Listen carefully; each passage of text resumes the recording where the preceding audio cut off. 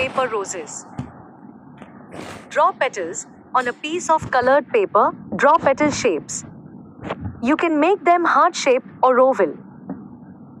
Cut out petals. Cut out several petals, 6 to 12, to create a full rose. Shape the petals. Slightly curl the edges of each petal using your fingers or a pencil to give them a more natural look. Glue petals together. Start with one petal, add glue at the base, and overlap the next petal, continuing until all petals are glued together in a circular formation.